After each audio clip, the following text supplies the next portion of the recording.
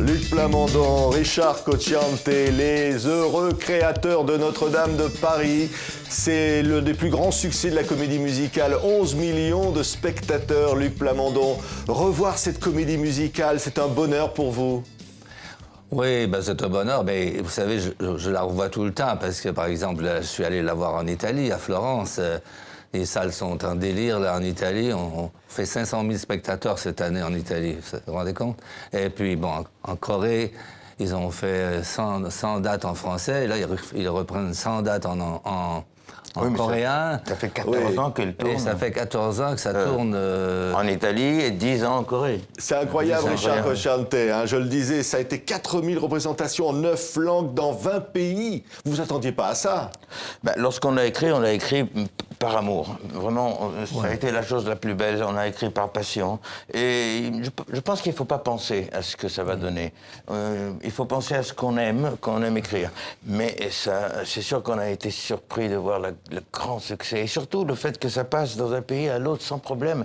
On passe dans un autre pays, puis ils comprennent l'histoire, ils comprennent la forme musicale, ils comprennent le texte. Voilà, parce que là, dans les 2 prochaines années, vont s'ajouter le Japon en japonais, la Chine en mandarin et l'Allemagne en allemand. Et donc, à partir du 23 novembre au Palais des Congrès de Paris, rappelez-vous, en 98, il y avait Fiori, il y avait Garou, il y avait La Voix, et c'était Belle. C'est Gara...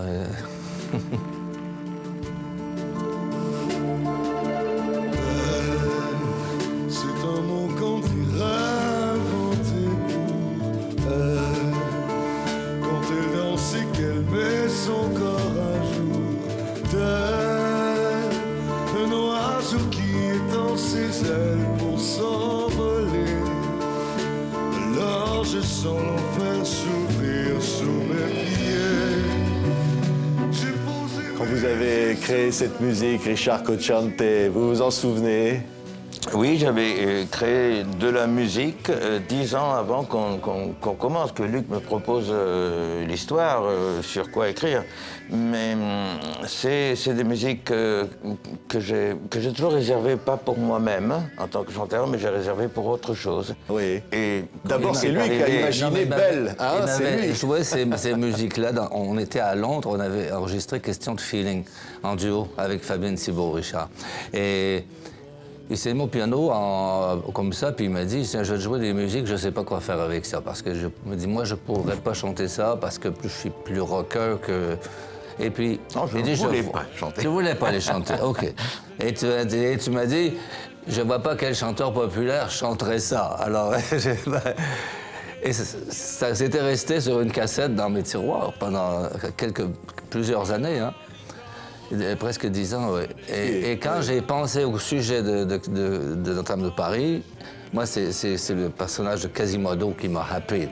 J'ai fait le dictionnaire des personnages. Je ne me suis pas arrêté à Esmeralda, mais à Quasimodo... Pourquoi vous aimiez Quasimodo? Dites-moi, Luc Plamondon. L'émotion du personnage. Je savais que personne n'avait fait un opéra avec Notre-Dame de Paris. C'est surprenant. Bon, il y avait eu Les Misérables, il y avait eu Rigoletto de Verdi, qui est aussi un texte, une histoire de Victor Hugo. Donc, c'était incroyable. Je cherchais en fait une histoire, une grande histoire, parce que je n'avais jamais écrit à partir d'une histoire. Et là, donc, quelle histoire, hein? Quelle histoire, je me suis dit, mais une histoire, quel personnage? Une histoire extraordinaire. Et moi, je voulais appeler ça Quasimodo au départ. Si on parle de Quasimodo, c'est moi, Quasimodo, au fond. Pourquoi, c'est moi parce que je ressemble à cette espèce de souffrance qu'il y a dedans lorsque je chante. Je pense toujours que l'expression est une chose très importante dans la musique. Et Quasimodo ressemble à moi qui avais des complexes lorsque j'étais petit, et qui, je pense que la musique m'a sauvé complètement. Et lorsque j'ai écrit, lorsqu'on a pensé à Quasimodo, j'ai absolument trouvé exactement ce qu'il fallait faire. Ce qui est incroyable. Mais on avait déjà une dizaine de musiques déjà en réserve. Oui, oui. Alors, quand j'avais relu Victor Hugo, j'avais mis en marge des textes des idées de textes, de titres de chansons, comme Dieu que le monde est injuste, par exemple. Et j'avais écrit... il y avait une page où j'avais mis « Belle ». Parce que vous savez, quand Quasimodo, quand elle lui apporte à boire, qu'il est sur la roue, il dit « Belle ». Et alors, c'est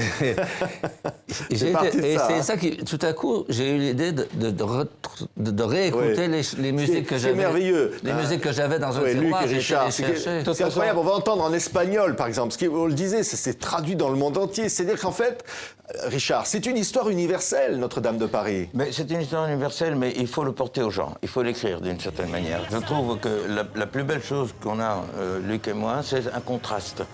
On est différents, mais souvent on est attiré par le contraste. Le contraste est fort et puissant. Et je crois que la musique sert le texte comme le texte sert la musique.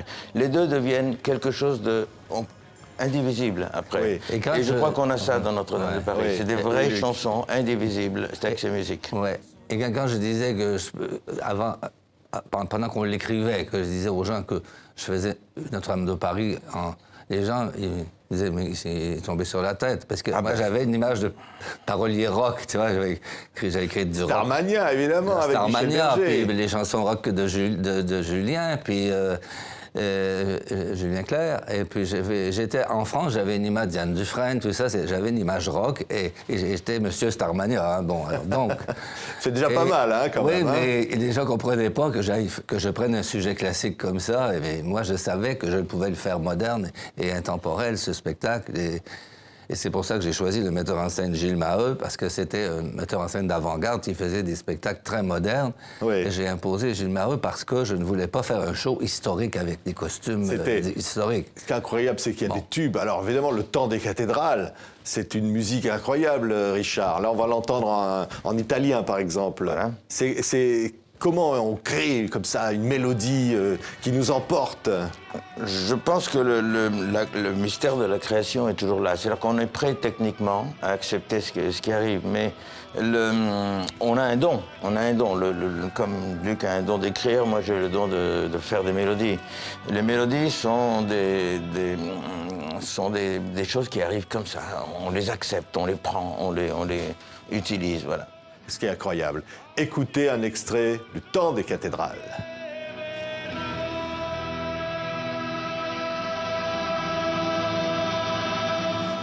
Vous êtes entré au Guinness Book des records pour le spectacle ayant attiré le plus grand nombre de spectateurs, sa première année d'exploitation, Luc. Oui, parce qu'on a joué pendant un an que dans des salles de 4 ou 5 000 places, alors que les comédies musicales à Londres ou à Broadway, ils commencent toujours dans des salles de 1000 places à peu près. Donc c'est mettre 4 ans pour faire ce qu'on a fait en un an. Et puis, en fait, on a fait 3 millions de spectateurs en 3 ans, ce qui était... alors qu'on avait fait en 30 ans, avec Starmania, 3 millions de spectateurs. Oui. Ce qui est fou. Avec C'était votre rêve. Je crois que vous aviez découvert Air aux États-Unis quand vous commenciez à écrire des chansons. Vous dites, un jour, je ferai ça. Air, ça a été vraiment un grand choc pour moi. Ouais. Je me suis dit, on peut faire de la chanson rock et de faire de la comédie musicale. Moi, j'ai aimé Jesus Christ Superstar, par exemple. Moi aussi, j'ai beaucoup aussi. Extraordinaire. Beaucoup. Et j'ai vu Hair et Jésus Christ Superstar à Broadway. Et c'est ce metteur en scène-là qui avait monté ces deux comédies qui est venu monter Starmania au Palais des Congrès en 1978. Richard, vous allez revoir avec Luc à partir du 23 novembre au Palais des Congrès, une nouvelle distribution, un pincement au cœur quand même quand on redécouvre son enfant renaître comme ça avec de jeunes chanteurs, des nouveaux, peut-être des stars de demain encore, des Ségara de demain. On l'a vu renaître dans plusieurs pays déjà, et c'est extraordinaire. Je les assiste toujours, c'est toujours moi qui disons, forme les chanteurs. Et encore une fois, c'est une nouvelle aventure, mais c'est une grande aventure, c'est un défi pour la France. On a un formidable Quasimodo qui est italien. On ne leur dira pas plus. Et on a une formidable Esmeralda qui est libanaise. Donc on est international. Là. Et puis... il y a 3 Québécois et 3 Français à peu près. Non, donc il n'y aura pas de chicane. Merci beaucoup. Luc Plamondon, Richard Cocciante, Notre-Dame de Paris revient. C'est un événement. Merci d'avoir été nos invités. C'est plaisir toujours. Merci beaucoup.